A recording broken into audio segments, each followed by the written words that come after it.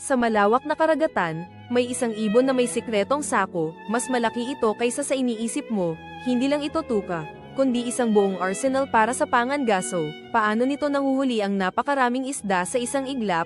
Ang kasagutan ay nakakagulat at nagpapakita ng henyo ng kalikasan.